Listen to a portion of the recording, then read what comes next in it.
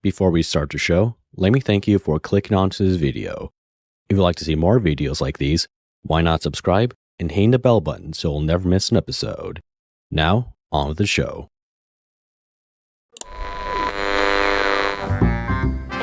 One mark will be vehicle 6. Comprised of warrior women. Hi friends, I'm LJ Jarvis, and welcome back to Will's Jarvis Show.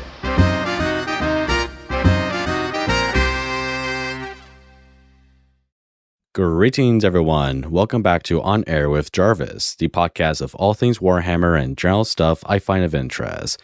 Joining us today is the YouTuber, Tabletop Tom. How's it going, sir? I'm doing very well, thanks, Jarvis. How are you doing? Well, I'm doing good, thank you. I actually am looking forward to my Leviathan box that's coming out today, so that's going to be exciting. Or at least a lot of people are. Or at least today when this podcast is out, because by next week, or the week that we're doing this recording, Leviathan box is out, so that's really exciting. Mm-hmm. Absolutely. I think a lot of people are really keen to get their hands on it. It's been picked up for so long now. People are just keen to rip it open and start playing around with the stuff in it. Yeah, and I actually got mine through the local hobby store, so I didn't have to worry about the initial Games Workshop website rush. To be honest, kudos to Games Workshop. I'm sure we can get into that, but that was a lot better than I thought it was going to be. I think a lot of people were pleasantly surprised. It went so much better, dude. So much better than what people imagined. Because I imagined it would all go out of stock within 5 minutes or 10 minutes. Yeah. But at least at my end, it lasted for like 4 hours. Yeah, and sorry, I'm kind of hijacking your introduction there a little bit, but I think with Leviathan, I think certainly the community had kind of definitely got into a pessimistic attitude, and so when there was still, certainly in the UK, I know the US, I think had a little bit more of it sold out a little bit more quickly over there, maybe some other regions, but certainly in the UK, even the next day, you could still get out the box. You had to go through the queuing system still. But yeah, in a way, I think people were overly shocked. And in a way, I think the community was kind of stunned into silence a little bit because a lot of people didn't know what to make. The fact that you could still get this box 24 hours after release, it's a bit of a new thing for Warhammer fans. Yeah, because scalpers were getting out of hand recently, you know? Yep, absolutely. And they're out there. They're still doing their thing. But, you know... The imps of the internet. Yeah, and hey, you know, if they want to do their thing, that's them. But I think as long as people realise that they're paying massively over for a set that isn't worth that, then, you know, it's a free market otherwise. But anyways, yeah, all pretty good, all things considered. I just like to imagine one of them's having like a Homelander mental breakdown because the box didn't go out of stock within 5 minutes like they wanted to.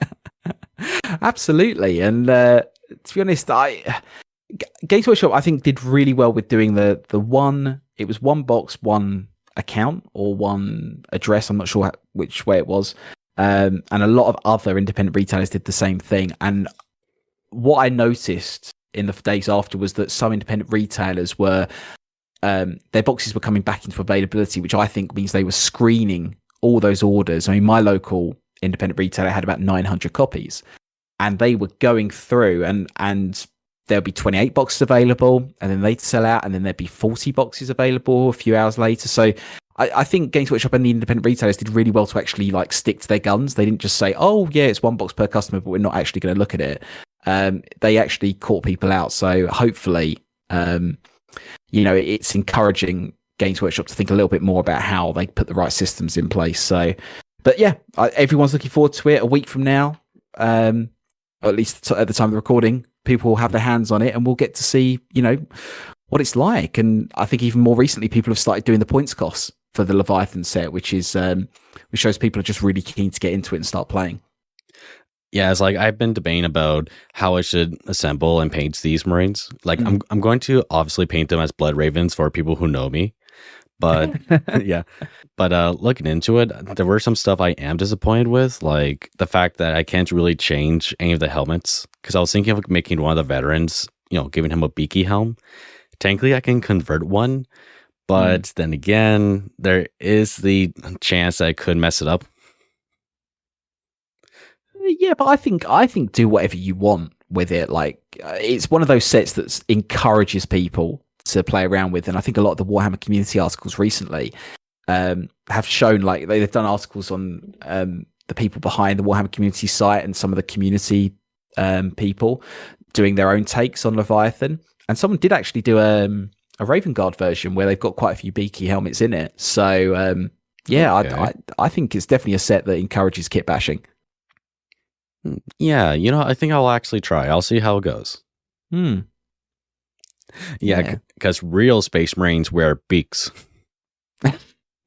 do you know what? I've got an Iron Hands Primaris list, and I replaced all the heads with the old style Space Marine helmets, because that, to me, I just love that original Space Marine helmet. That's what I kind of grew up with when I got into 3rd edition, and I can't not see that helmet as for me the Space Marine helmet. I think it's great that people could kind of choose their own, but for me, I just need that original Space Marine helmet.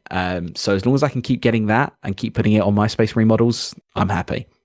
Of course, and yeah, there is something really fascinating with the grill helmet. Yeah, absolutely. I think it's what a lot of people. Well, there's more newer fans these days, but I think a lot of people in the hobby kind of had that as the face of the Space Marines and the Imperium for so much of like playing 40k. So it's just me being nostalgic at the end of the day. But like you say, I think with the Beakies in Horus Heresy, like a lot of people love that particular mark armor, and it's it's great because people can use that and they can kit bash their own modern day Space Marines with them, and just I think there's a lot of cool variety in the range now, which is really cool to see. Definitely. But besides all that, for the audience in the back who may somehow not know you, who may be Tom, for the audience in the back? There's probably a few of them out there, but yeah, so as people probably guess, my name's Tom in real life as well. And I guess, so I've been into Warhammer since, it was 2002. I got into it when I was in secondary school. Oh, I was 4 years old at that time. Oh, there we go. Way to make me feel old. But but saying that, I stumbled across it, and it's funny because I stumbled across it on like a school open evening. It's a long story, but very short. I was helping out my local school, had 5 minutes spare, wandered the halls, found my school's local gaming club, and instantly, like that, just fell in love with things, and jumped into 3rd edition 40k. And built up my first Black Templars army, which I've still got going to this day, although it's had a little bit more, modernization with some of the new Primaris stuff that's come out. And then not long after that, got into Warhammer Fantasy, particularly High Elves and the Warriors of Chaos models, because I just absolutely love them. And kind of just been bumbling around the hobby ever since. There was a bit of time where I went off to uni and took some time out, and then came back in for what I think was 7th edition. I think the one with the 3, you had the core rulebook set, which had the 3 individual books. I think that was 7th. And I kind of joined at the back end, and then literally got all the books, and then found out that 8th edition was coming. So I've kind of been properly back in the hobby since 8th edition, and also got into Age of Sigmar, and I just play the full range really, and a few of the side games, Underworlds, things like that. So I'm in a bit of everything. I absolutely love the hobby. I always have. There's something just innate to it that I absolutely love, and just met some really cool people along the way, which really helps to kind of keep me in there and really enjoy myself. Yeah, if I was a 2nd to 4th grader, I would have loved Warhammer if I was exposed to it at that time. How did you first find it out? So it was actually in high school. I would actually discover it for myself, and everybody who listens to this series will know my story, but to keep it short, this actually is from a video game review of Space Marine. Oh, okay, cool. Yeah, and so seeing things like Captain Titus, orcs, and chaos and all that, I was like, wow, this is like a vodka shot of sci-fi. It's quite unique. It is, even to this day, it is still quite unique. And I think a lot of games have built off the inspiration of of Space Marines, and Warhammer 40k. I think the people at Blizzard definitely took their leaning from it. So, definitely Blizzard, But now we've got Space Marine 2, which is going to bring out, or hopefully bring in, a whole new bunch of people. So it's funny, isn't it, how like history kind of repeats itself. You say about how you got in through Space Marine, the original game, and now I think a lot of people are going to find themselves brought into the hobby through Space Marine 2 and maybe some of the other games that are out there. So it's clever marketing on Games Workshop's side, but certainly it's nice to know that kind of some things never change, if that makes sense. That's what I've always noticed, at least. Yeah, I see what you're saying. And though I'm actually heavily debating if I should actually get a PS5. Yeah, personal choice. I already have one, but I think I'll wait to see more info on Space Marine 2 to decide, because we still don't have a release date yet, which is Winter.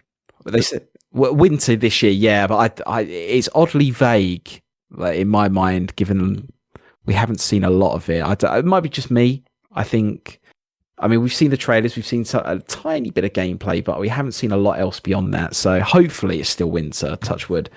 Because I think it'd be a great release around Christmas. But yeah, hopefully it doesn't get pushed back. Funny enough, I actually had a dream one time that I decided to buy a PS5 off of like Amazon or something like that, right? And then when I woke up, I had like a little panic attack saying, Lewis, please tell me you didn't actually buy a PS5, please. Because those things are expensive. They're expensive. They're like, well, that's 3 Leviathan sets there and then. And so, and that going back to scalping, people are paying a PS5 cost to get hold of Leviathan right now. So, yeah, it's a lot of money, but that's it. They always come on sale like a couple of months after being released. So, see how it goes. Yeah, it's like, though what's funny is I actually know a few people who actually were able to get one for free because of things like, a radio contest. Oh, okay. Yeah. I need to clearly listen to the radio where your friends are listening, because I've never been as lucky as to have a radio station offer a PS5 to me at all.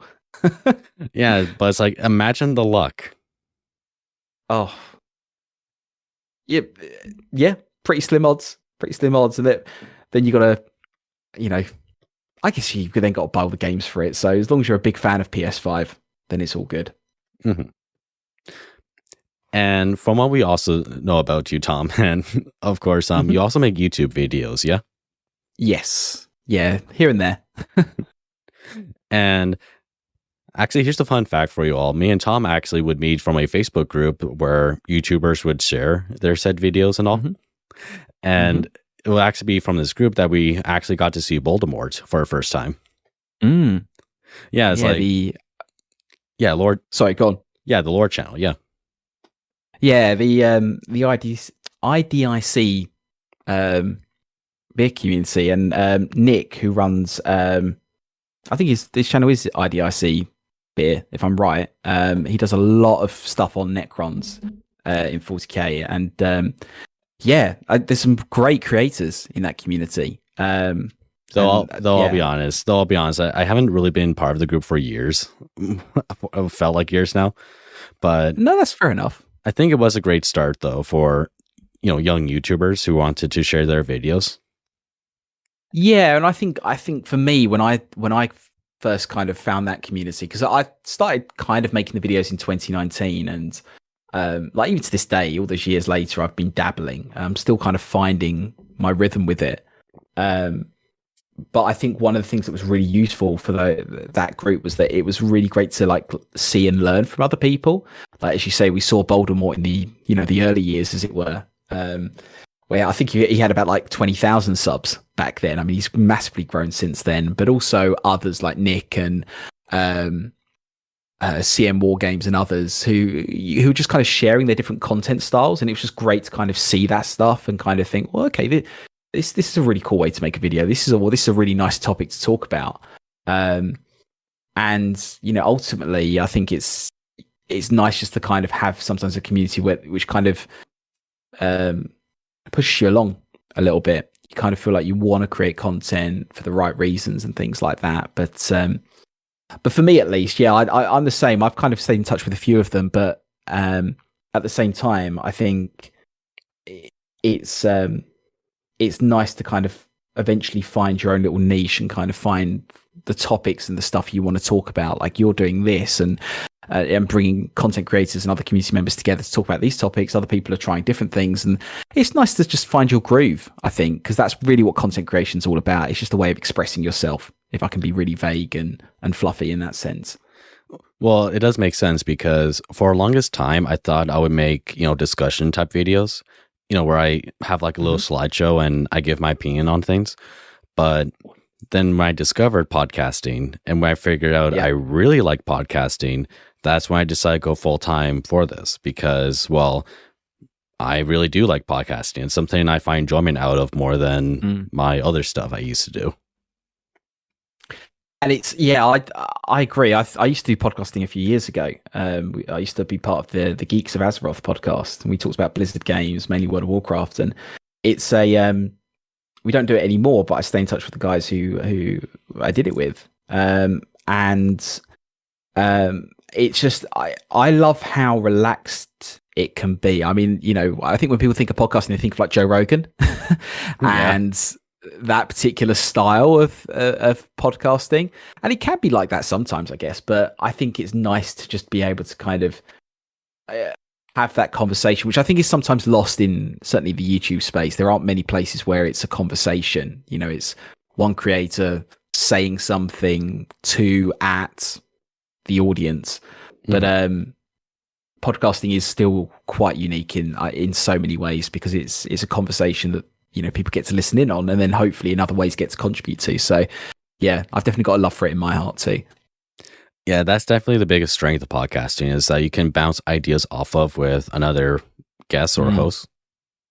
Yeah, it encourages discussion rather than you're reading off a script and trying to present it the best you can in a video, Yeah, and that's again, going back to like what I was trying to learn from other YouTubers. That's the hardest bit for me. Is like I think when I started YouTube, I kind of did the parts you're supposed to, which is write your notes down or your script, however you wanted to do it, and then you record it, you do your editing, and it can take a while. And I've played around with different ways of creating content, and I see some people who can literally just ad lib to a camera.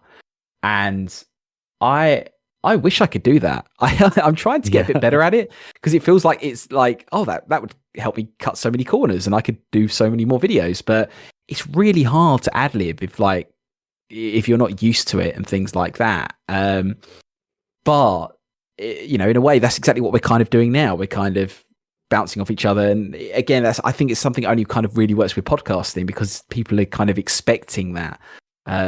With YouTube, there's so many more parts that you've got to kind of pay attention to. Not that I would put off anyone. I think it's great. You learn so many things doing it. But I think conversation. I think that'd be the great thing. I've always wondered if like the next big YouTube channel for Warhammer would be kind of like Unbox Therapy on YouTube. Or I'm trying to think like. Sorry, it might be a bit like. Sorry, I don't know. Sorry. No. I'm just trying to think about any others like Linus Tech Tips or I'm trying to remember a few others. But they do videos where they kind of talk to the camera and they kind of review things. But then they kind of broke out into more conversational videos where they would get their teams to kind of sit and talk about stuff. So they kind of create these visual podcasts in the background that kind of became more of them, not main content, but kind of certainly a big part of their channels. I wonder if that's the next big thing for Warhammer is like almost like a Warhammer sit down on a settee and talk with people sort of show. I don't know who's going to do it. And I don't know where it will come from, but I can see there being a lot of interest if people basically did a weekly or a monthly 3-4 person show where people sat down and just kind of did what we're doing in front of a camera. I can't do it because of my current setup, but I think that's what people definitely are hungering for a little bit. But anyway, sorry, I'm getting a little bit into the bushes with that one. No problem, man. This is what I like to do in these kind of shows. Yeah. Absolutely.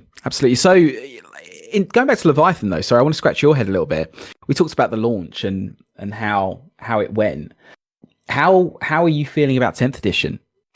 So, I've been hearing about the downloadable rules you can get from the website and all that, and there were some or plenty of units that I did get the short end of the stick and all that. While that is something to be concerned about, maybe stuff like that will be fixed up in the actual published books, if that makes sense and all that, because they're still going to print out the codices, of course. But then again, I think it's way too early to decide, is 40K is doomed. 40K is doomed with 10th edition. It's like, guys, come on. The box didn't even come out yet. What are you doing? I don't know. Absolutely. It's so early days. It's so early days yet. I tend to not really do that kind of stuff or, talk that certain way because either it's, all the time, it's, Games Workshop has ruined 40K because of 10th edition. It's like, how do you know? It didn't even come out yet, guys. No, and a lot of people haven't played the games yet. I think it's... 40K, because of the way we kind of play the game, and it's up until 10th, it's been very sort of math hammer to some extent. You see the stats, you kind of mentally project how units do, and we kind of forget that really it's about randomized dice rolling to a large extent. It is. That is what it is. Exactly. But I think, to your point exactly, I think this early stage where they've just re-released, obviously, also they've just published the core rules. The core books are on their way to people, which will have the same rules in it. The data sheets are now out. The points costs are now out. This is going to be, I think, the kind of open beta for 10th edition. And as you say, I think it will get more polished with the codices going on. Because there are some big changes there. There are some changes that I think, people are right to question in some ways, in a friendly way. Some unit changes. And particularly all the changes to war gear. War gear now doesn't get pointed to a large extent, which is like how it is with Age of Sigmar. So people are going to have to get used to thinking about army list construction and that sort of end of the game differently. But it's all going to kind of work out. We've got another 3 years of this for it to kind of ease its way in. So I think as people actually start playing the game, we'll start to get a real sense about whether they've kind of done that simpler but not simple motto. But as it stands, I'm quite interested, and I'm a Grey Knights player as well. And they've had some massive changes to how they play.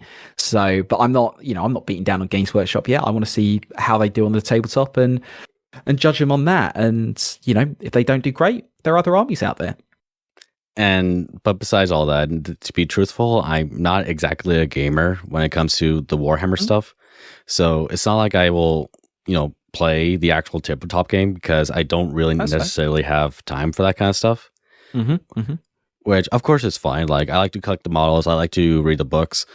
But I can definitely see concern for why would people have concerns right now for the rules and all that. Considering, especially when it comes to units that got sort of end of the stick, even though they were good in the last edition. Yeah, I think there's definitely some legitimate questions, like when you're kind of selling 10th edition on the idea that it's simpler but not simple, and then your main rules has to have like an 18-page commentary explaining the changes. I think people are going to get naturally a little bit nervous that this isn't quite as simple or simpler as you suggested.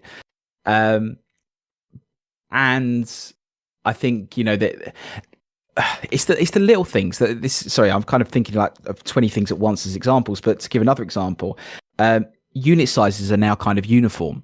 So, based on the new points that came out yesterday on the 16th of June, like Age of Sigmar, your unit sizes come in sets now. So, to give an example of something people are surprised about, Adeptus Custodes Wardens.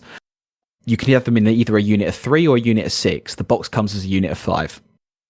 Okay. So I think some people are naturally, asking the right questions. They're like, why sell 5 if I can only have 3 or 6?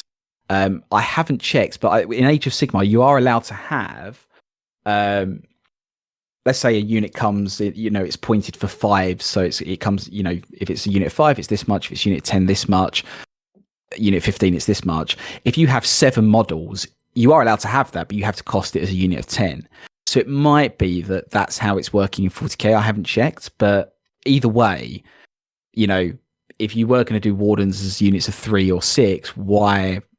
It comes down to managing expectations. I think people are kind of feel like 9th is maybe getting squeezed into the model of 10th a little bit, and that's going to cause some friction. But again, as you said it earlier, it's things will happen later in the game. This is version 1.0. We'll see what the future versions look like, but ultimately, as long as people get playing and we get a sense of how it works, I'm sure it will work itself out. Yeah, definitely. But besides 40k, AoS is something I've been having great fascination for as of late, especially in recent years. Great. And because earlier we were talking about how you got into Warhammer Fantasy and also Age of Sigmar. And because, admittedly, End Times wasn't the best thing Games Workshop has made, if I think it's a safe thing to say. But with all that said, what is your opinion on AoS, when it first came out and how it stands right now, considering how they retired Fantasy and the initial reaction to AoS? Because that is something I have interest in. Yeah, it's a great question, and I'm certainly I won't be able to sum up all the opinions myself, because I think there's so many legitimate viewpoints on it. I mean, the way they retired Fantasy, I guess thinking about that for a sec. I mean, there's a lot of speculation, I think it's fair to say, about why they retired Fantasy. The kind of predominant theory is that it wasn't selling well. Others saying that there were licensing issues down the line, and they point to the fact that now. They don't call dwarfs in AoS, they call them Fire Slayers and things like that. So, some people suggest that it was... Sorry, go on. I'm sorry, though, as a whole, dwarves in Age of Sigmar are called Dwarden. Exactly. Sorry, they are, yes. Didn't mean to do the, actually... Well, that's it. And it's... but I can see their, Games Workshop is at least taking advantage of licensing that IP. They're trying to get, I think, some sense of control of it. But anyways, it's all speculation. I guess what we can say at the least is that they felt more confident that they could sell models as AoS better than they were doing as Warhammer Fantasy, and I think that's probably fair to say. Whatever happens, they are a company that is, their motto is we create great models to sell. That is their purpose. That's what they have to do. And I know some people, complain, perhaps rightfully, about their business model, but it is what it is. And they felt more confident doing it as AoS. And I do think the models in AoS look absolutely fantastic. Oh, they do. They look so great, man. They're incredible, and I do like.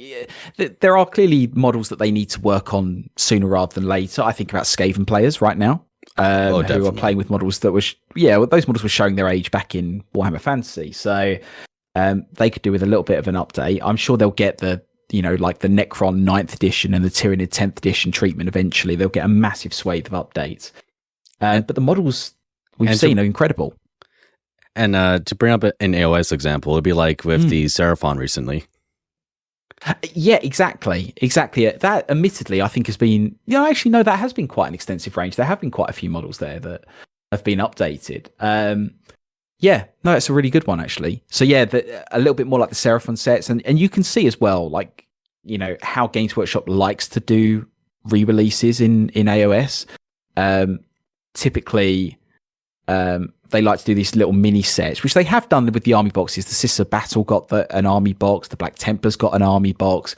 AoS, I think, likes to play with army boxes a bit more, and I think army boxes will appear in both games more frequently as those model ranges, the older ones, get updated. But going back to what I was saying, sorry, but the the models in AoS, the newer ones designed specifically for the AoS setting, are absolutely gorgeous, and they're a treat to collect. And I think definitely when it comes to thinking about how they could reimagine the basis of Warhammer Fantasy, they've done a really good job. The problem, and I won't go on, sorry, but I think the problem is that I think they've underinvested in pushing it as its own IP, and by that I mean that they've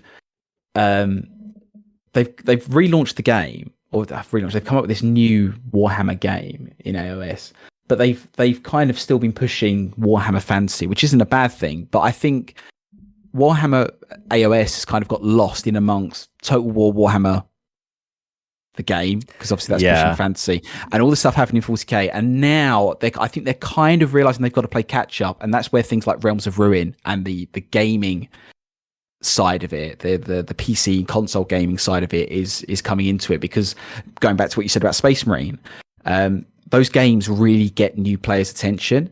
AoS hasn't really had that treatment properly yet. It gets nowhere near the amount of love in terms of game setting, and that's partly because the setting isn't quite as developed. It's only really maturing now. They've got these we've had a couple of editions, we've had these sort of campaigns that come at the end of the editions, we've got the Dawnbringer series coming up, and now I think they're ready to say, look, AoS, it's mature, we're ready to kind of say what it is and what, bring that game IP to other media. And you can see that in Black Talon on Warhammer Plus and things like that. So, sorry, to go back to your original question, I love what they've done with it. That doesn't mean that I want fantasy to disappear. I'm glad they're bringing it back somewhat with the old world, but I hope they continue to kind of push forward and give it the same love that you see in 40k, because there is really a lot to love in AoS. If you give it a chance. There's so much to love. There is so much to love, man. 100%. Yeah, that was like not the brightest idea of business practice, I think, where, they retired fantasy, do the total war games, get main people interested in the setting. Then when they tried getting into it, they realized, wait, it's retired? And I was like, exactly. Oh. Yeah, not to say, and it's one of the sorry, go ahead, Jarvis. And this is not to say that because of this AoS sucks. I don't believe that. It's just that, well, why would you guys retire something, make games out of it, and when people then say, shrug your shoulders and go, oh yeah, we retired it, here's AoS. It's like, it would be like saying, okay, here's 40k, here's a new Total War 40k game, right? Finally they do Total War 40k, but then they've retired 40k recently, and here's Warhammer Era of Gilliman. You see what I'm trying to say? Absolutely. No, you're 100% right. And I think I think part of that is because I think Games Workshop has probably been quite surprised by how and I think Creative Assembly are the same. I think they were probably quite surprised by how well Total War Warhammer did. Those Total War games sell very well, but I think Total War Warhammer is kind of beloved as one of the most authentic and creative ways to bring Warhammer Fantasy to life. And it's got, you look at the Steam reviews and the kind of love the community has for it, and the lifespan of that game since when the first one came out to when 3 came out. And 3 is still being played. I still play it, to this day. So, but yeah, to your point, where do players go after that? And that's the thing. These games, as horribly corporate as it sounds, they are meant to bring people to the core hobby, because Games Workshop makes money from its licensing, but it wants people to collect the models. And to your point, if you think, well, I was going to say Skaven's a bad example because the models are there in AoS, literally the same models to some extent, but Empire, if you're in love with the Empire and the Empire setting and Karl Franz and all that, where do you go? Oh yeah, sorry, we threw that in the bin less than 10 years ago, and don't worry, we're kind of bringing it back, but not quite the same. And that's I still think going to be the difficulty is, where does the old world sit now? You've got so much love for Warhammer Fantasy and even the lore, the Gotrek and Felix books, but if people follow those books into the game, they won't find Gotrek and Felix, they'll find something else, which I think it's going to be interesting to see how Games Workshop kind of manages that. But then I think the old world, they're still kind of figuring it out a little bit. That's the impression I got from Warhammer Fest. There's still some things they haven't quite ironed out. When factions are coming back and how well they'll be supported. So we'll see. But yeah, I think that will come though. But with Realms of Ruin, at least there will be something for AoS fans to come into after. Well, sorry, they'll be able to go from that to the core hobby in a pretty accurate way. So I'm looking forward to seeing that at least, and what they do with that. For sure. And if I could give my opinion on AoS, because I shared this opinion a few times. So right now in third edition, I really like AoS. Right, it's I really like the high fantasy of it. I really like the mythology as made, and the subtle elements of dark fantasy, grim dark that they are able to lightly sprinkle on, just saying, I think makes it really unique and something really cool for something like Warhammer. That opinion didn't exist for first edition. Or at least in the very early years of first edition, because there were some good criticisms for it, like for example, having contradicting rules and feeling like the game wasn't that playable. And what did feel like a half-baked setting at that time. But in the late years of first edition, when we got things like the Ionif Deepkin, that was when I was thinking, oh, okay, this is really cool. And then second edition came out, and that's when they refined the game or refined the look of it, and that got me to thinking, wow, this is really cool. When we got to see more of the different kinds of Stormcast Eternals, seeing stuff like Night Haunts, and seeing more AoS becoming more developed, I think that's when people like me were saying, okay, now I see the potential of this. Now I can see the attractiveness of this, if that makes sense, No, absolutely. For me, it was I didn't jump in straight away with the first Ed. I jumped in with Soul Wars, which was second Ed. For me, the Broken Realms campaigin series that came out was phenomenal. I think, and to me, that, and I'm going to say something that probably sounds a bit controversial, but I don't think it is. A lot of the things that people, I think, a few years from now love about 40k were first tried in AoS. And I think that's something people probably don't appreciate, because sometimes, like, I think people get a little bit like one side or the other of the fence.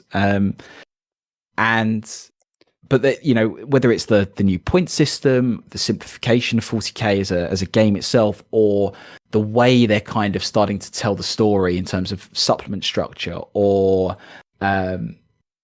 just I think perhaps some of the creative decisions they're making. There's a lot happening in AoS that is coming over to 40k, or I guess 40k is kind of coming nearer to AoS in that sense. And I love it. And Broken Realms was a great example for me of how to tell a great, compelling story.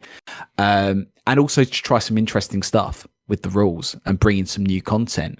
It wasn't perfect, 100%. I think like the Lumineth, the thing I didn't like about it was that like the Lumineth got brought out at the back end of second ed, and by the time we got into early third ed, I think the Battle Tome was their fourth book in about 2 years. So that sounds a bit ridiculous. That is a bit ridiculous. Because you had the first Lumineth book that came in when their army set came in, and then you had the Broken Realms book that was a supplement to it, which had unique units in it. So you could have that early book, and then you could kind of add to it with the Techless book. And then Games Workshop said, "Don't worry, if you haven't got those, we'll release the Battle Tome." They did that not long before second ed came to an end, and then they brought out the third ed version of the Lumineth book. So 2 years, 4 books. That's where I see, the business practice isn't helping you there. But at the very least, they, I think they told a great story. And for me as well, like the Broken Realms opened up so many cool questions. Things about like what is happening with Tyrion and, his side of the Lumineth Empire and the culture. And,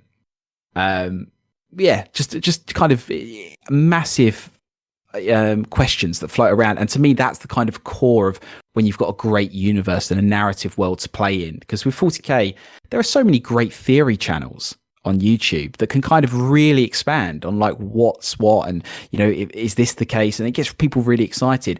AoS is now getting to that point, and I think that's going to help it a lot. Exactly. And I'll tell you this much. So the first Broken Realms book, Marathi, right? This was during Psychic Awakening books for 40k.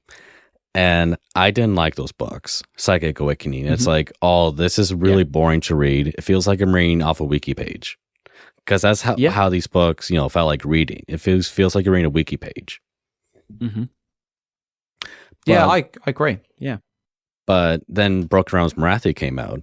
And that one, I felt like was actually telling a story. Right? Yeah. So I felt like there was a beginning, middle, end. There was a narrative going on. And just seeing how they were, showing off the lore and, doing different things within that set book, like Marathi's quest on becoming a god and of such, especially with the whole question of Slaanesh, I was thinking, wow, this is a really great introduction to the series. This is so good. Absolutely. And I think what also helped was the fact that it was, certainly compared to Psychic Awakening, it was quite a nicely condensed set of books. Psychic Awakening had so many books, and it was a pace. There was a pace to it that I think kind of felt a bit relentless in my mind, which is, I think I got 3 of the books in the end. I got them all. Unfortunately, I got them all just out of compulsion. And I really tried reading them, but it's like, I just can't read this. And I really wanted to. Fair enough. It's hard. Like sometimes the stories just don't hit home. And you're right. The Broken Realms one had some great narrative storytelling. And I think the stuff happening with Slaanesh was really interesting. There was a little bit of expectation to it, but they told it in a really nice way. I'm trying not to spoil it for anyone who actually might want to go and check it out. But at the same time, I think we're now starting to see that with Dawnbringers now. And what we're going to see with... I like how they've teed that up, which is the Dawnbringer Crusades are here. So we've got this new, effectively the Empire-ish faction of, Cities of Sigmar. They are the nearest to the Empire in AoS that you can get to. But they're made up of groups of factions more than anything else. And we know that there's 2 crusades setting out, and one of them is going to succeed and one's going to fail. And I think, again, it's all these questions like, why is one of these going to fail? Who's gonna beat that crusade? And I think these what ifs are what's getting certainly me quite excited to see how this series plays out. But we'll see. But at the same time, I think we're getting into 10th now. The campaign that undoubtedly comes at the end of 10th in 3 years, and sorry to be someone who actually mentions the end of 10th already, but I think that will be shaped a lot by what we see in AoS to some extent, in the way they tell the story and package it up at least. So yeah, hopefully a lot to look forward to. Yeah, definitely one of the appeals to the Dawnbringer Crusade. And, I like the idea of the Dawnbringer Crusade as a whole, because we really get to see more of the, military nation-like aspects of AoS. Because before, we got to see like all the godly stuff. Like, here are the Stormcast Eternals, here are the Fire Slayers, here are the Realm Lords, here are the Night Hunts. Right? We saw the more fantastical, godly sort of, armies and lore of AoS, but we didn't really get to see so much of the human side of it. Because even though it's like with 40k has Space Marines, they have Imperial Knights, they have the Mechanicus, yet they have the Imperial Guard too, where we got to see more of the humanity side of the Imperium. And I feel like for the Dawnbringer Crusade, because we got to see like more of the free cities of Sigmar and how they presented the human factions, that got me. I think that really does explore, the history and lore of AoS, where yes, it's a realm of gods who fight in the battlefield, but it's also a realm in which humans fight in the battlefield. Absolutely, and I think what's interesting, I read a book recently from the AoS series, Hallowed Ground. And naturally, all the details are escaping me, but the book is about the Von Dent's father-daughter sort of witch hunter duo. Oh yeah, And those two. Yeah. It's a great book, but it's very much themed on a sort of vampire hunt thing, and the reason I bring that up is because they're two humans in, as you say, a universe of mythology, and it's set after Kragnos has come forth and completely wrecked the forces of Sigmar. But all that mythology is told at a distance. And it's one of the things I liked about the book, because it kind of really kept the humanity, excluding vampires and other supernatural stuff here and there. But it kind of really honed the humanity. But what was interesting about it was that it felt like it was trying to define something that the wider game hasn't quite done yet. Exactly. And to your point, it's exactly that. We've had all manner of gods. There are so many god heroes on the tabletop of AoS. Where do humans compare to that? And what is their perspective? And I think that, again, it goes back to that maturing of the setting and the franchise, but also one of the things about the game in 40k is that it can be quite relatable when you think about like how an Imperial Guardsman takes on that universe, in a universe of Primarchs or a galaxy of Primarchs and, Tyranids and all these other monsters. But you can see the Imperial Guard there. We haven't quite got that in AoS until now. So yeah, you're right. It's going to be, I think, quite a pivotal moment in many ways. Out of curiosity, what do you think about the Cities of Sigmar range that we've seen and the models themselves? I'll be frank with you. I really like the design choice that they went with the humans because, of course, for Cities of Sigmar, of course, we're going to see things like maybe how they'll do their version of elves and, regular Duarden who aren't fire slayers and Cardrons. So what I didn't like from second edition of AoS is that the Free Cities of Sigmar, they were just the Empire of Men models, right? Like they were just literally the models from Fantasy, bunch of AoS, and said, oh, okay, this is a new faction. And it's like, well, technically, no, it's the old stuff that no one really bought. So, but for here, with the design choice that they went, I was thinking, wow, this is a unique look. And if it's something, and it definitely fits for something like AoS, where what I'm trying to say is that it's fantastical looking armor, yet at the same time, it's not overly designed like the Stormcast Eternals armor, because for Stormcast Eternals, the armor they wear is something godly. It's something made in the heavens, something designed by Sigmar and by the god Grungi. However, for the Cities of Sigmar, no gods were involved. These were humans who were able to create their own armor, if that makes sense. There's something grounded to it, where it's not something overly designed like, say, humans in World of Warcraft, if that makes sense.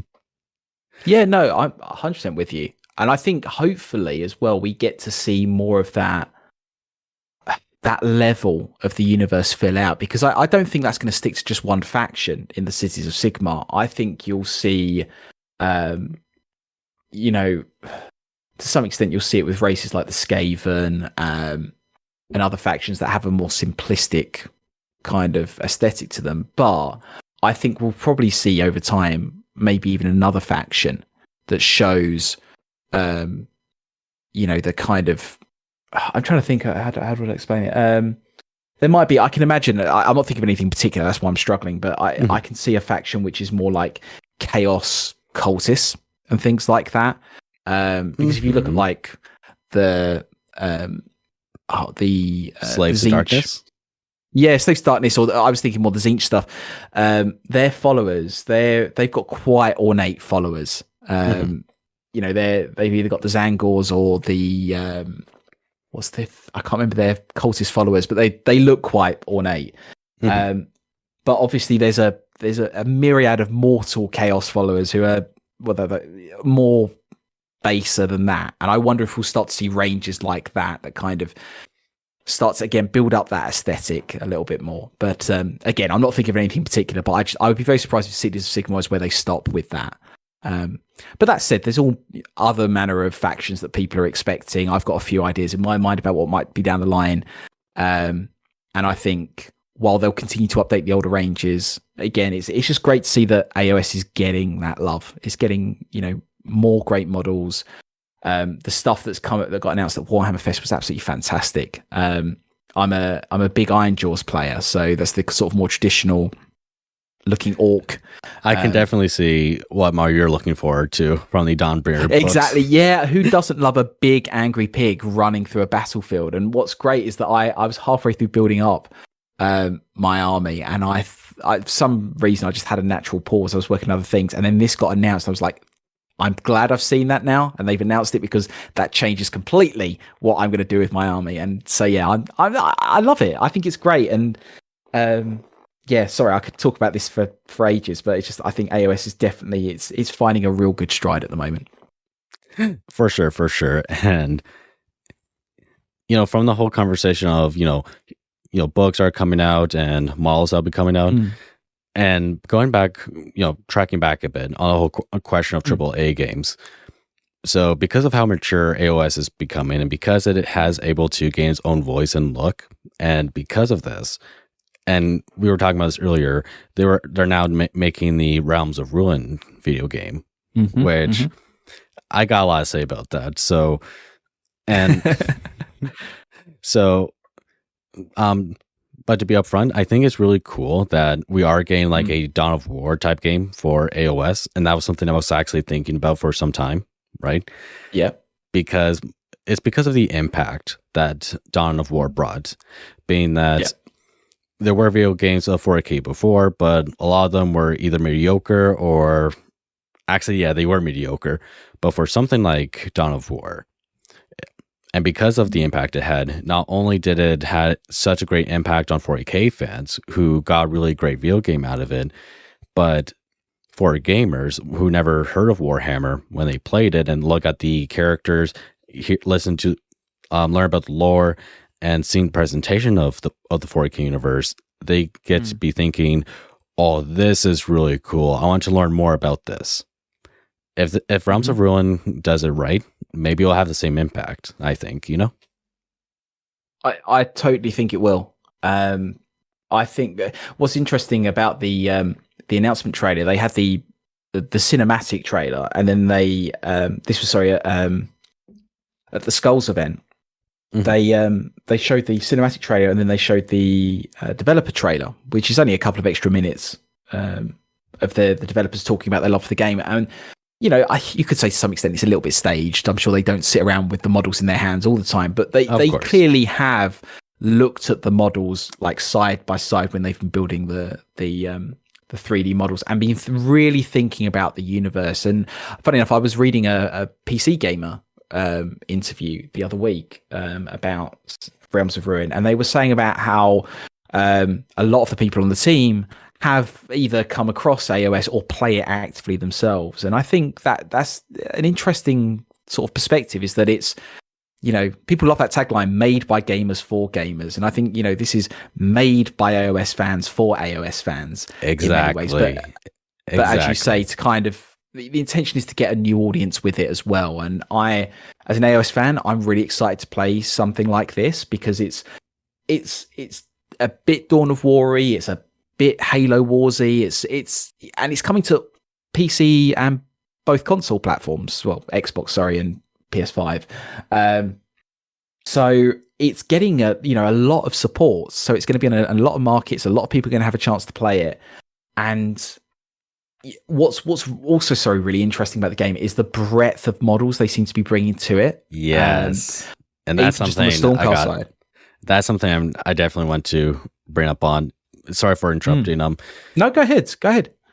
So, foreknown, I think the Stormcast Eternals got such a glow up by third edition. Like, I really like the new aesthetic they put into many of their units. I was thinking, oh, this is really cool. Not to say that I didn't like the stuff that came before. Not saying that. But for Realms of Ruin, because they're using models from first edition, second edition, and third edition, which I think is fine and it's really cool. For the other side, for the Aurochs, we get to see the Cruel Boys, and Yes, I know why they're using Cruel Boys, because they're also the poster boys for 3rd edition, right? Yeah.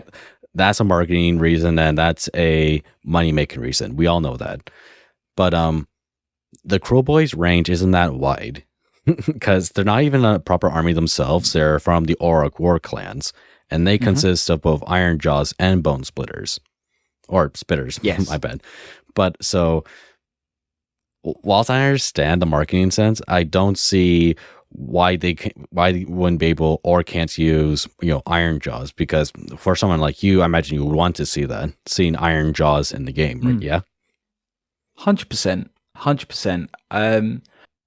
I think part of it is it's more, well, I think large part of it is the marketing. I think when they think about this game, they want something that looks definitively Warhammer, and I think they might feel like if people see the old Orc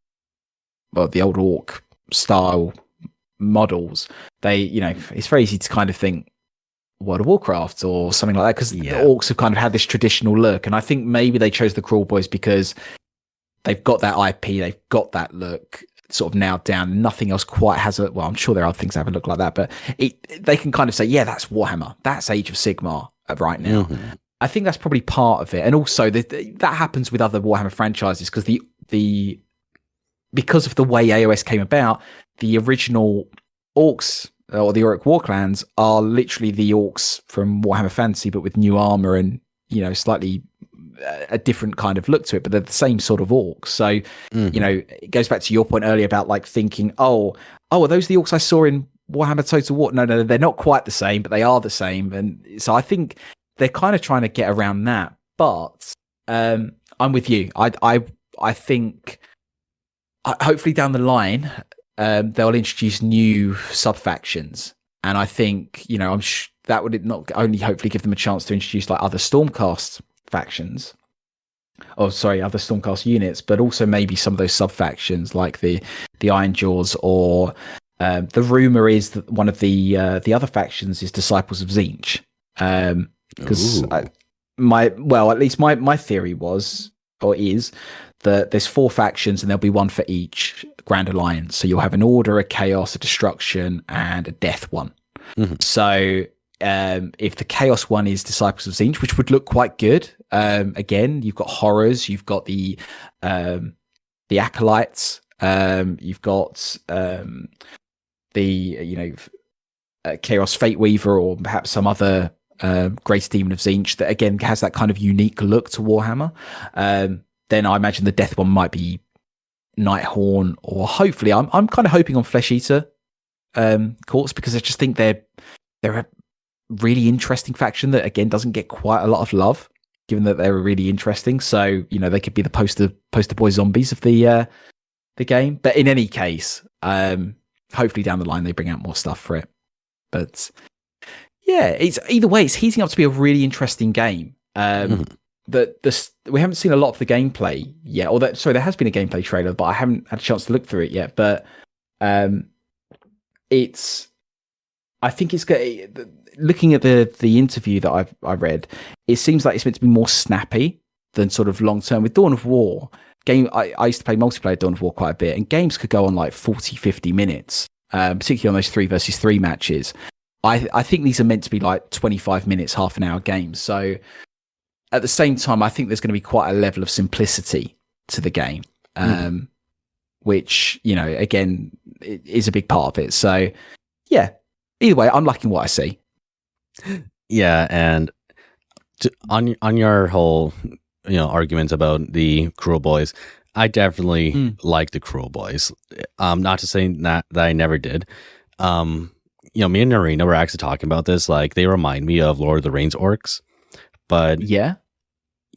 For the Cruel Boys themselves, because these are orcs of Mork, the orc god of cunning but brutality, unlike with Gork, who's god of brutal and being cruel. So because they're doing a thing where, the Iron Jaws are Gork and the Cruel Boys are Mork, and because they did such an interesting aesthetic for the Cruel Boys, how they're more thinly and how they are more cruel looking, it makes a really great aesthetic, and their range, especially when you see their trolls that they enslaved. I'm calling them trolls or Troggoths in AoS terms. Those are really creepy and cool looking. Mm-hmm. So it does give its own breadth and image for AoS in terms of, Aurochs. So that is also a smart decision, I think, when it came to Realms of Ruin, besides, marketing wise, because the Cruel Boys are very cool, I think they are. I totally to your point. They're not a bad faction, and by no means, I think they are really interesting when you read into the background of the lore, and they're really well suited towards the setting of this game. This game is set in Gur, in that more swampy. What you doing in my swamp? Well, exactly. Yeah, I'm sure there'll be quite a few Shrek memes when it all comes out, but I think they are a really good villain for this game. But I think, I guess it's the same with like Primaris and Firstborn Marines. It's kind of like you kind of sometimes have a little bit more of a lean towards what you've known for quite a long time, and it's more nostalgic. So that's where my love for the original Uruks really comes from. But of course, yeah, I at the same time, we've said this a few times. You play, if you're a new person to the game, you pick up the game on whatever platform you choose to, you try it, you think, God, these Cruel Boys are really interesting. It's so much easier for you now to go into a GW and just see the models there. Third edition is going to be around for at least another year. Mm-hmm. So, this game is hopefully going to be timed really well for people to come in and explore the game and see those models literally on the top of the shelf when they come in. So, yeah, clever bit of marketing. Well, not to say that the Iron Jaws don't have their own image or anything like that. I think they do. They were given plenty of new models by first edition, I believe. Yeah. Yeah. I think it took a little while for some of the models to come out, but certainly by the time we got into the meat of second edition, they had a pretty decent range. But the Savage Orcs though are still very much yeah. Those fancy. are So. They're playing catch up to some extent. The Cruel Boys are definitely the most significant update and make up the biggest portion of new models. But that said, the older Uruks, or more traditional Uruks, I think stand up rather well. And there are more sneaking in. Again, Warhammer Fest had one. So it's these little incremental updates. They really do kind of bit by bit change the look of the whole faction. Mm-hmm. And on a whole conversation of Cruel Boys, right? So when the trailer for third edition came out, my initial thoughts on Cruel Boys were, are these hobgoblins? AoS version of hobgoblins. So of course there's hobgruts in the army, and I think they're really cool. And I really like the idea, especially how they work with Cruel Boys.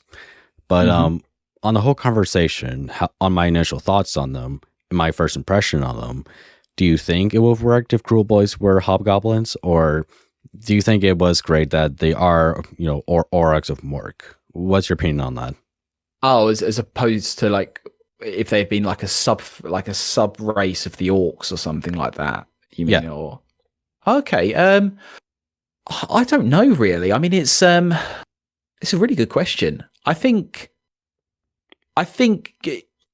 As you explained really nicely earlier, I think kind of splitting the faction off into Gork and Mork is a cool idea. So I think in the long run, it definitely makes sense to have that side of the, the orc theology, if I can even call it that.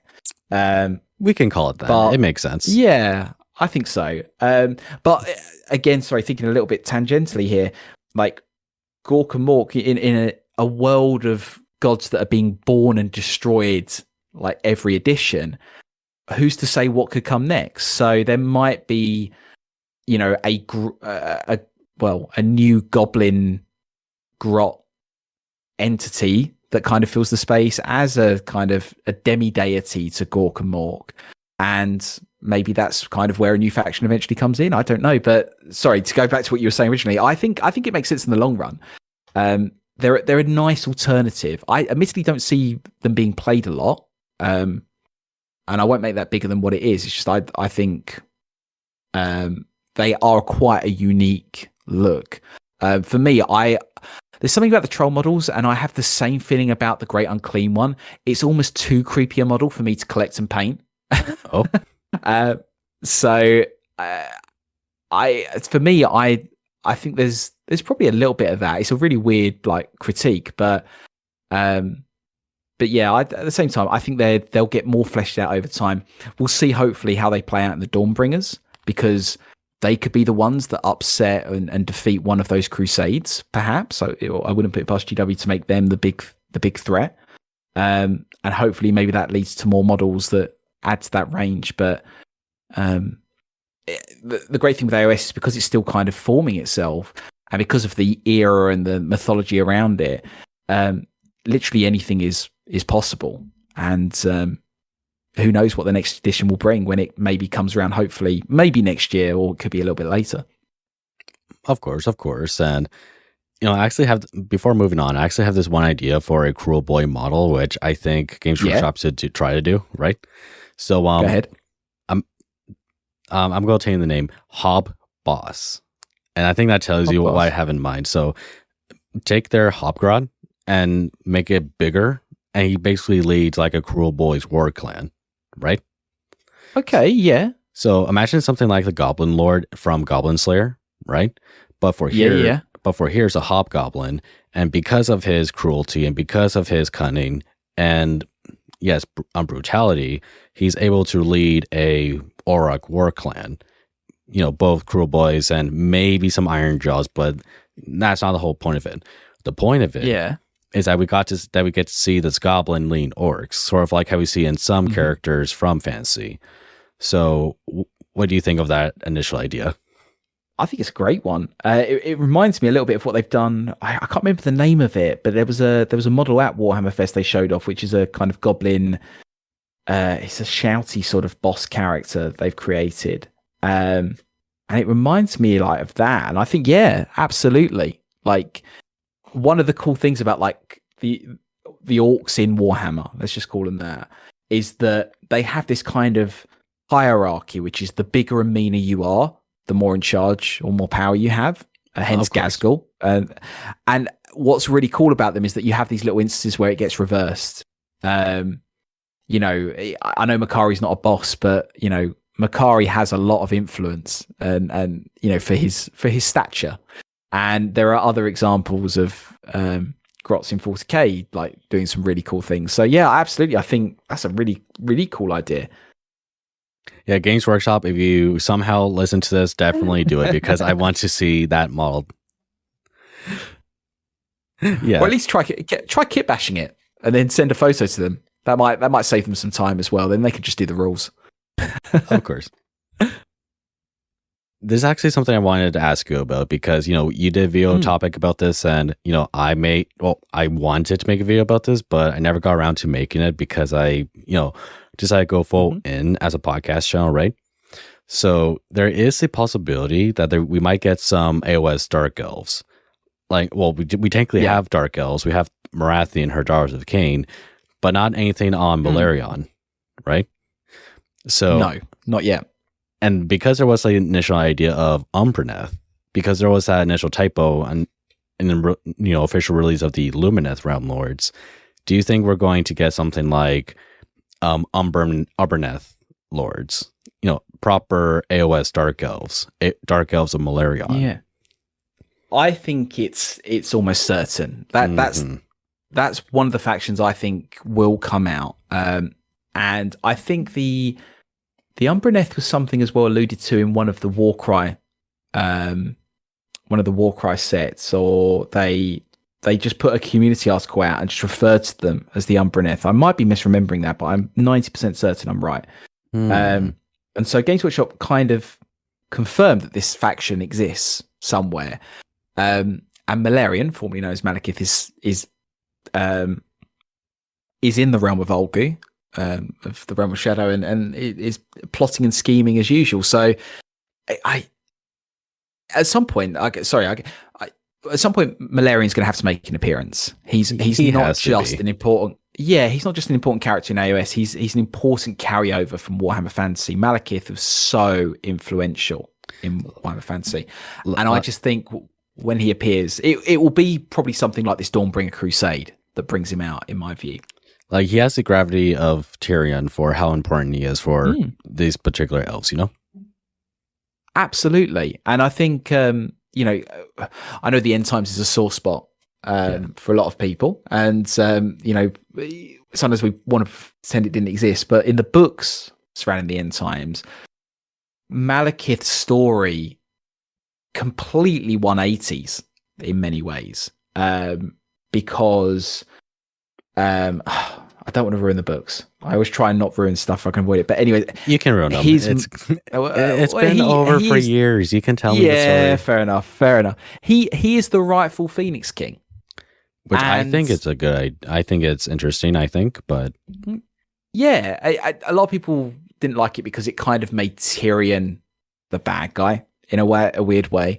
But Malekith was right to try and inherit the Phoenix Crown in Warhammer Fantasy. It was a trick that was played that caused the fire that left him horribly scarred. It wasn't him being rejected. And so he is a character who has been spurned by you know, the more duplicitous members of his own kind, and he never quite got round to that, you know, getting his justice, I think, in many ways.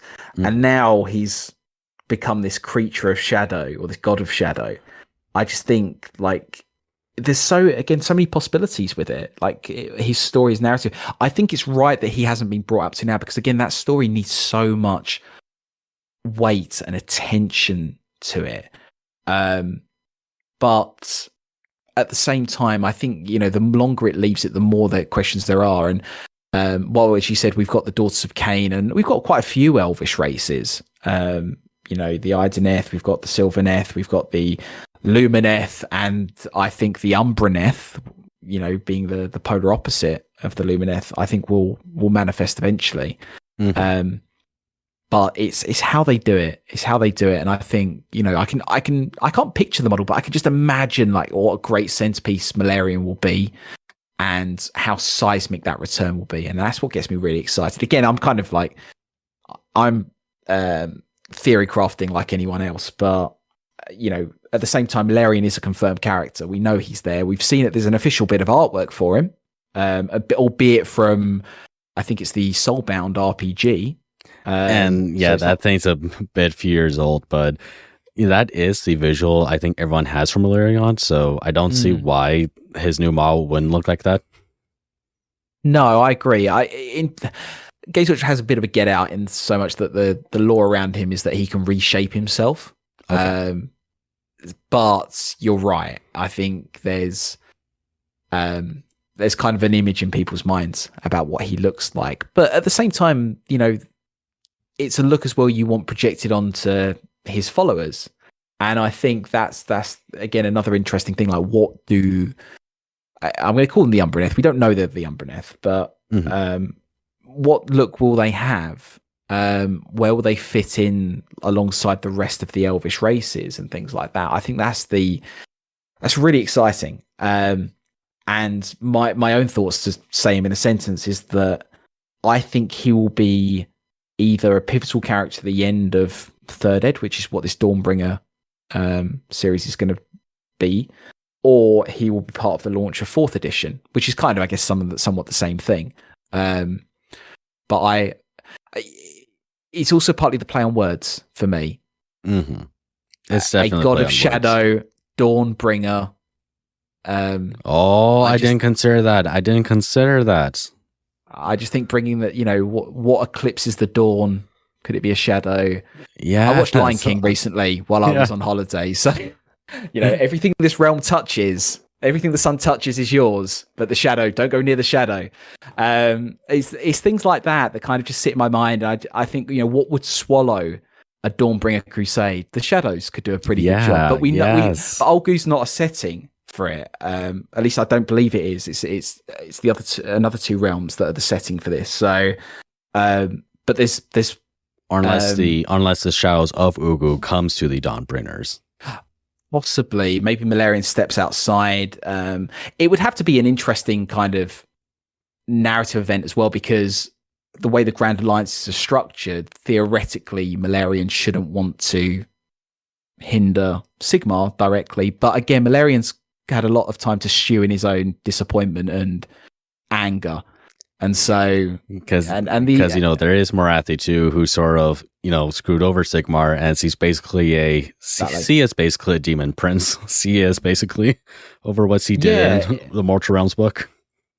And it wouldn't be Malarian if he just kind of went along with what someone else said. So, but yeah, that's kind of where I expect things going. I could be reading into it too much, but at the very least, and so I'm getting a bit meta on it. You look at how Games Workshop does its releases now. It loves the big launch releases. It loves having big narrative surprises. And I think that's the sort of thing they would like to do towards the end of an edition or the start of a new one, is bring out, a new deity and a new faction to go with him, her, them.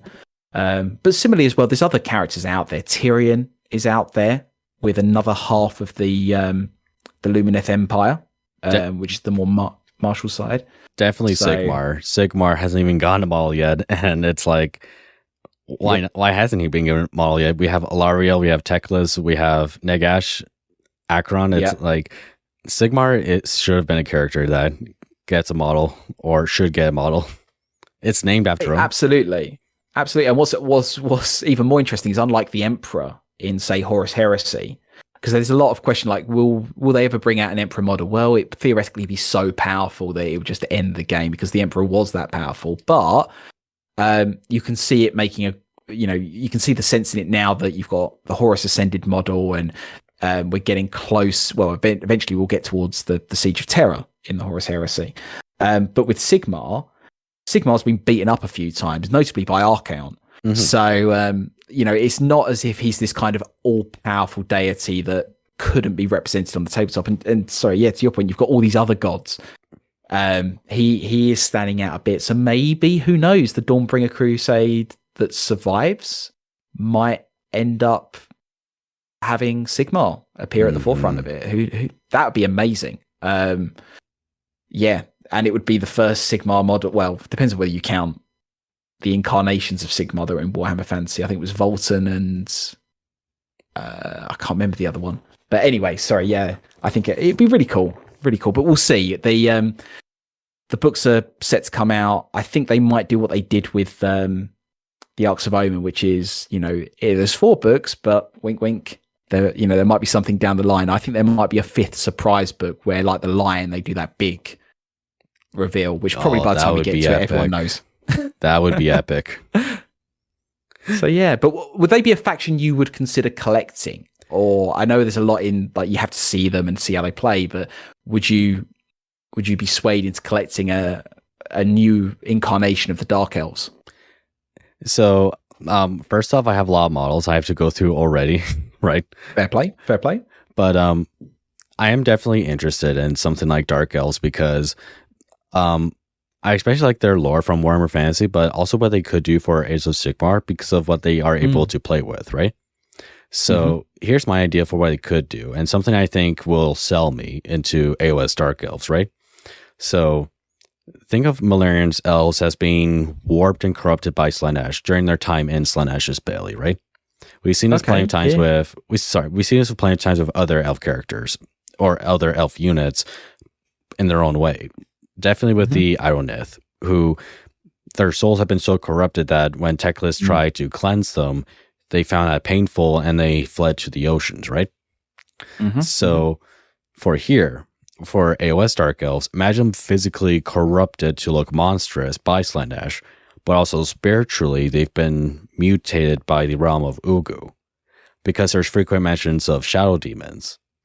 So imagine these monstrous, shadow-looking Dark Elves who are not called Dark Elves because of their cruelty, but because they've been so corrupted by the darkness that you wonder, is this how far elf purity can fall to? And something even probably more cruel, something more monstrous when compared to, say, the Dark Eldar. So let's not think of them as, say, Dark Elves, but more of Black Elves. because of how corrupted they've been become. Yeah, at the same I like it. Yeah, but at the same time, this is not in the same manner as chaos, falling to chaos, but this is more of falling into the darkness, if that makes sense. Yeah, no, I really like that, and I think that would be the sort of thing that also gives an opening for someone like Malarian to act against Sigmar, albeit in the shadows, but kind of having his people, or at least his faction, tainted in that way. I guess that'd be the word, wouldn't it? They're not overcome by chaos. You were saying they've just been immersed in it for so long that it's kind of left an impression on them. They've been pained by chaos for so long that eventually they turn to something even darker than chaos, if that makes sense. And this is where Ugu comes from, and it's shadow demons. Because there are frequent mentions of shadow demons in Ugu. Yeah, there are. And there are things as well that they're in Ulgu that are even scarier than chaos demons. Like chaos has gone into Ulgu a few times, and it's got the best of it quite a few times. Nothing's actually technically, I think, in the lore been able to penetrate Ulgu for very long. So the horrors in there must be pretty scary. So I like it. I like the idea. When you talk about kind of these sort of the black elves, I think about the dark. What's the Dark Elder unit that is? They're these kind of sword wielding black Dark Elder. I don't know what they are called. I should know, but I think of something incubi? like that. The incubi? Yeah, they might. It's not the incubi models. It's something else, but I can't. But in any case, I think I like the idea. Mm-hmm. And it would bring a lot of other tie points as well. I think what Slaanesh did in the Broken Realms campaign, like there's still so many plot threads that they could pull out even further. And these new manifestations that happen, including the one that happened in the books there, I think that you could play into sort of demigods and things like that. I'm thinking like the Chaos God Malice in 40k. Like, could you bring that into AoS? And maybe that's a new sub god. Again, this is the great thing I love about this setting, is that there's so many cool things. It's kind of like, it's mythology Play-Doh. You can just kind of tear bits apart and try new stuff. And it provides you with so much paint that the canvas that you can create is almost endless, 100%. And I'm sure some people don't like that, but I think we're, certainly at this stage of, AoS, we're on 3rd edition AoS, 40k is going into 10th edition. I think it's fun to kind of play about with it. But yeah, I love that idea, Jarvis. I think it's a really cool one. Yeah, and definitely I want to see like what they could do with old models from, Nagaroth and what they could do for AoS. So I forgot what it's hard to pronounce this creature's name because it's Greek, and Hubrecht had to help me out. So it's a whirlpool in which it has teeth, right? It's CH Carden is the alternative build of the War Hydra.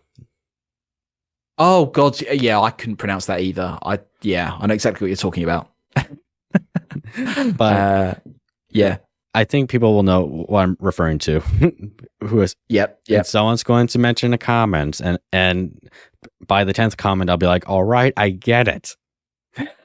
But the whole point of that. So imagine that creature, but so corrupted by Ugu and given its own image and look that you just see the things like, this is absolutely disgusting looking, not because of body horror, but because of how disturbing it is. Sort of like the trolls from the Cruel Boys, and which I think you say yourself you're not the biggest fan of because of it is just horrible to look at, unpleasant to look at.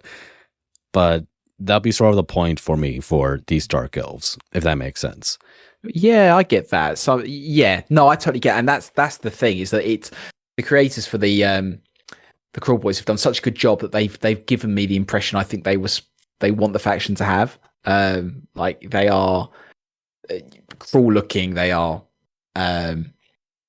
everything about them is cruel and cunning. That it visually impresses, and I think it's what you're saying there. You want something that kind of impresses just in the aesthetic. You look at it and you know instantly how that faction operates or what the kind of thinking is behind it. Yeah, I think I can see something like that happening. I think as well, like looking back to Malarian's artwork, or again, I think that is official artwork, but it's always hard because it's a spin-off thing. But it must be because I've seen it in Warhammer community articles. But that is quite a horrific thing to look at. We don't see much of his body, but he's got these enormous talons, this weird sort of slanted head like the alien from Aliens. Yes.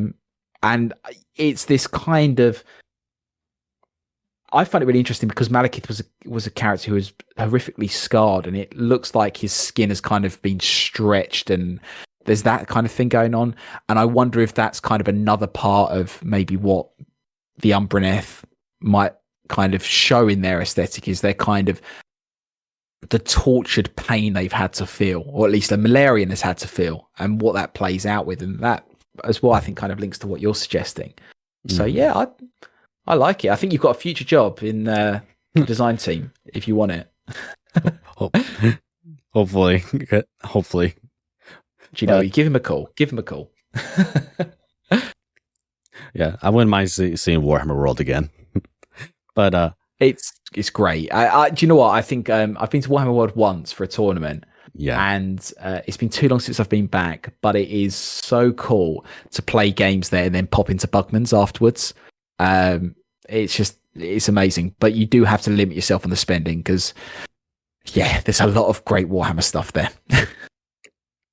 But I guess one of my biggest points for these new Dark Elves is that I don't want them to just be alternate, look to Umbraneth, being that just don't take like the Umbraneth range, like, the Spearman or the Shortman, and paint it black.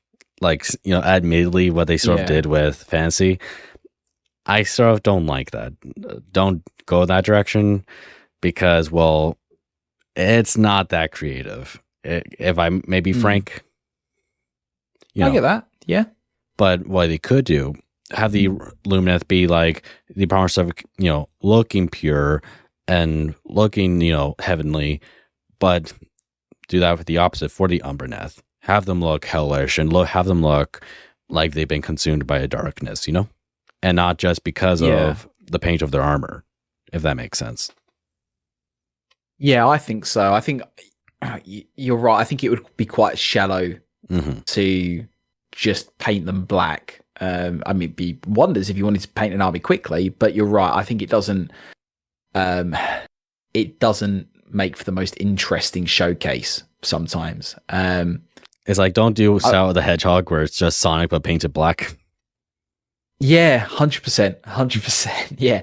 But what part of me wonders, and God, I'm forgetting the name now. The head of sort of the design studio, what's his name? It's escaping me now. But in any ways, with interviews with him, that people like Wade have done, they've been talking about like the kind of the thinking behind the models, and to a sentence, so much goes into the thinking, so much planning goes into like conveying the meaning of the faction and the history of them and that in the models.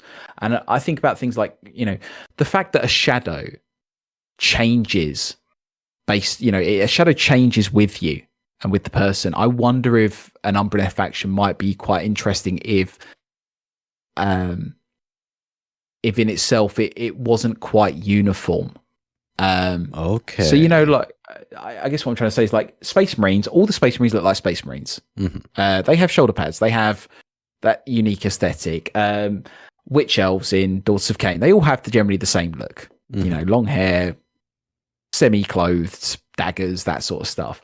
It might be the Umbraneth has a slightly different. It's almost it's like more fluid, almost like a liquid state, almost like ink. Maybe, yeah. I think maybe it's more like they perhaps look like a series of units. Like I'm spitballing here, so I'm definitely not getting a job.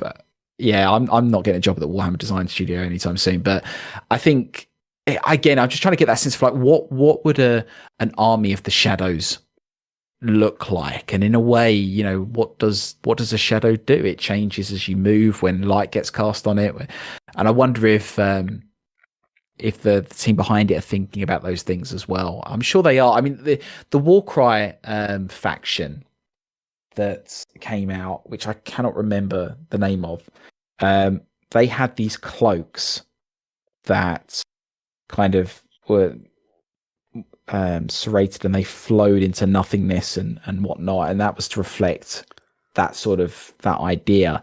It could be we kind of stick to that, but I don't think Games Workshop's probably going to go down that exact route. But again, you know, we could talk forever about it. I think hopefully, as the Dawnbringers series plays out, we maybe, if we get just a few hints that stuff's happening in Olgu or something is happening in the shadows, that for me will be the kind of switch to say, right, okay, let's think Malarian.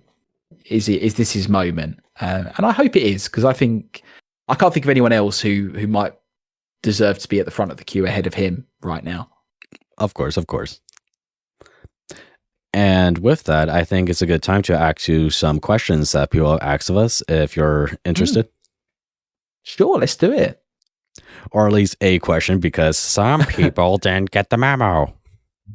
It's okay. I think we've probably asked each other enough questions by now. So, yeah, let's do it. But either way, here's one of them being that, who is a character you would like to see more of in the lore for both 40K, AoS, and fantasy? And who is a character you would like to see get their own model? So basically, who do you want to see more of in lore and to see get a model for, if that makes sense, yeah? Yeah, okay. That's a really good one. Because I have my go ahead with yours first, because then that gives me time to think. Oh, you sure? Yeah, go ahead. I've got a few ideas, but I'll form them while you're sharing yours. All right. So, how well versed are you with Stormcast Eternal characters? Reasonably well. That's my sense too. But yeah, one that I find really interesting is someone named Hemiclar Bear Eater. I'm pretty sure I butchered his name. So. Yes. No. I know who you're talking about. Yep. Yeah. Astral Templars, Night Quester. You know, purple armor, very unique looking, right? So basically, the Astral Templars are basically the Stormcast Eternals' answer to Space Wolves, right? Yes. But you know, done right. Because, you know, people know my stance on Space Wolves. But, you know, Savage Warriors, Nomad tribes, you know, formal Nomad tribes, reforged into monster hunting Stormcast Eternals, really cool stuff, right? So, yeah, I really like his, you know, look in the arts, and especially from the Warhammer Plus, you know, short that they made of him, which I didn't watch, but I've seen these screenshots of it. So I think someone like him would be something cool to see on the tabletop, because we will get to see more of the diverse Stormcast Eternals storm hosts, right? Yeah. Like, we have a model of Gardas Steel Soul, and he's from the Silver. I forgot what they're called. Apologies for that. No, it's fine. Yeah, my mind's going blank as well. Anyways, so he's from a chamber, or he's from a quote unquote chapter of Stormcast Eternals who are all silver, right? And that really shows off like the, you know, other quote unquote chapters of the Stormcast Eternals, that they're not all just Hammers of Sigmar. No, they're not. No. So I think for doing something like the Bear Eater, and because of a unique quote unquote chapter like the Astral Templars, I think that gives opportunity, or at least like show off the diverse, you know, storm hosts, if that makes sense. Yeah, no, I think it's a great idea. I guess, and as well, I think this is the thing. Like, Hammers of Sigmar get a huge amount of love because they're, you know, it's the default look of the Stormcast. But when you get to the other chambers and the other factions that sit beneath them, you know, you've got the Astral Templars, Knights Excelsior. I think, if I'm right, I don't remember. On a quick note, Gardas, his storm host is called the Hollow Knights. The Hallowed Knight, that's it. Hollow Sorry, Knights, that's what they're yes. called. My bad. But that's the thing. There are others beneath it, alongside, the Hammers of Sigmar, and they are really interesting. Some of them hunt beasts. Some of them are they have these different traditions. It's like chapters of Space Marine, and that's the thing we haven't quite got to in AoS. I don't think we've quite filled out like exploring other chapters. We're still kind of in our Ultramarines phase, if that makes sense. So It does make sense.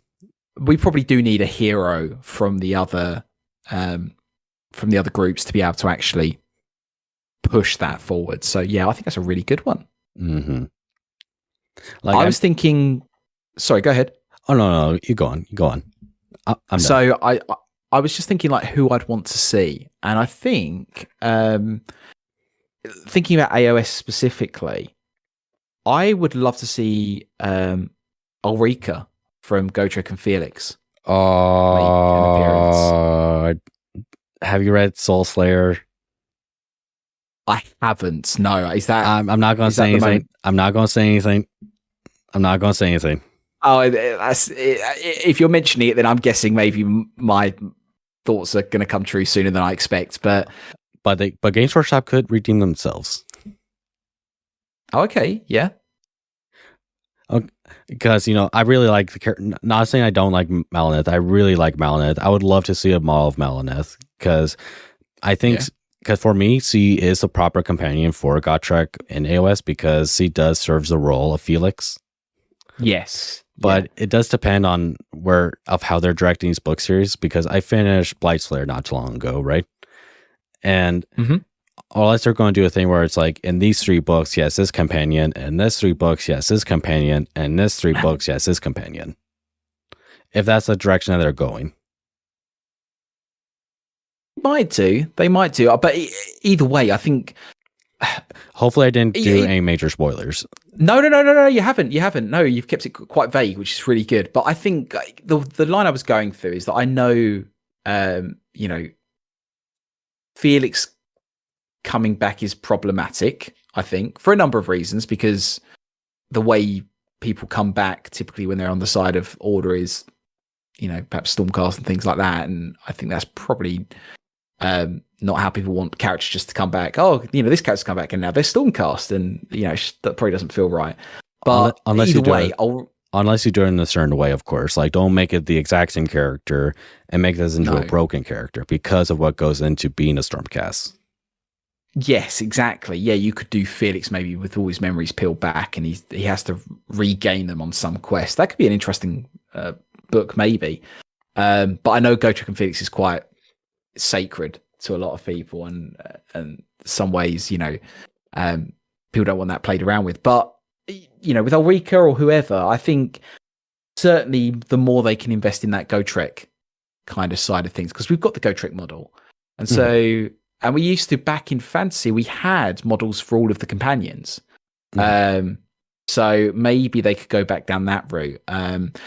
Again, it's, I guess I'm thinking more like which character would I want to come back as opposed to what would work for the tabletop. I think yours was a far better one for like the tabletop than mine is. But yeah, something like that maybe. But I've talked enough about Malarian to say probably he was my first choice anyways. So... But how do you envision a model of Malineth? I'm curious on that. Oh, I'd have to kind of. I'd say I've not gone through that series as much as I should have done, and particularly given like the audiobooks that have been done around it are absolutely superb. I haven't got an answer. I wouldn't even know. How would you? You've read them or listened to them at least. So how would you? Maybe not something so different from Gotrek, at least. Like maybe to fit with the theme of him. Maybe he can be standing on top of Skaven. So it can fit along with Gotrek. Not a bad shout. But you know what? I would be down for a Malineth model, and I've made plenty of tweets saying I want to see Malineth on tabletop. I've made my thoughts on that. So yeah, I'm all in favor for that too. Yeah, I think so. But yeah, in some ways, I'll leave it to the experts. I just sit here and thump the table and go, right, can we have this, please?